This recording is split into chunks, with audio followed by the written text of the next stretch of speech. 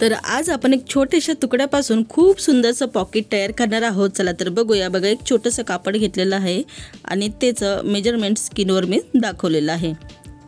10 bye 6.5 इंचाचं आपण हे छोटंसं कापड घेतलेलं आहे।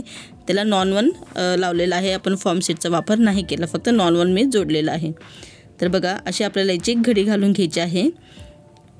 परत एकदा तुम्हाला दाखवते बघा। अशी घडी घातल्यानंतर बघा, या ठिकाणी जी बंद बाजू असते तिथून आपल्याला एक माप घ्यायचं आहे, असं 1 इंचाचं आणि परत एक असं इंचाचं तुम्ही बघू घ्या। त्याच्यानंतर इथे आपल्याला एक मार्किंग करायची आहे चॉकच्या साहाय्याने, इथे अशी मार्किंग।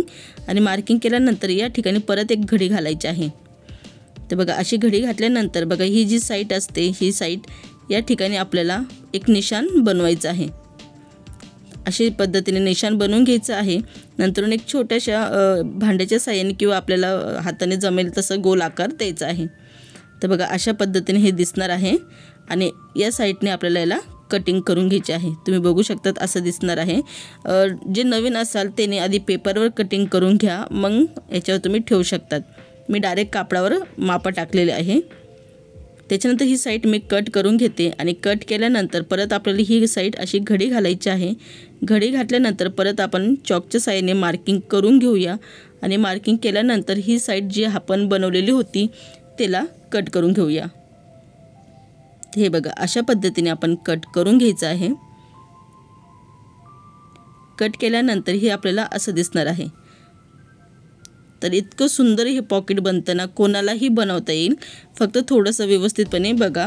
त्याच्यानंतर बघा, ही अशी आपल्याला थोडी याची मार्किंग घडी घालून घ्यायची आहे। तर या ठिकाणी ही घडी स्पष्टपणे दिसत आहे। त्याच्यानंतर आपल्याला चेन घ्यायची आहे। चेन मी ना थोडीशी माप तुम्हाला दाखवते। मी अशी मार्किंग करून घेतलेली आहे।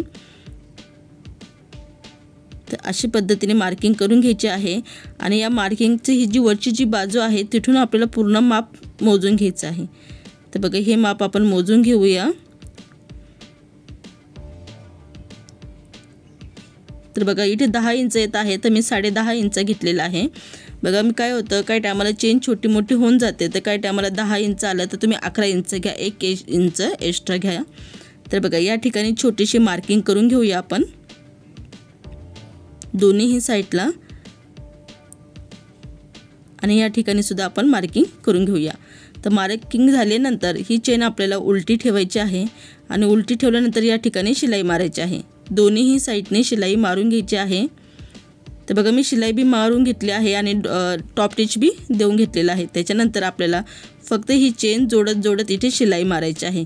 दोन्हीही पॉकेटला व्यवस्थित अशी शिलाई मारून घ्यायची आहे। तुम्ही बघू शकतात की मी शिलाई मारून घेतलेली आहे। तर चला तर बघूया याचं फायनल लुक। आणि इतकं सुंदर हे पॉकेट बनलं होतं ना, याच्यामध्ये तुम्ही भरपूर असं तुमचं छोटंसं मेकअपचं सामान तुम्ही काहीही ठेवू शकतात आणि एक छोटासा तुकडा वापरलेला आहे, जास्त काही नाही।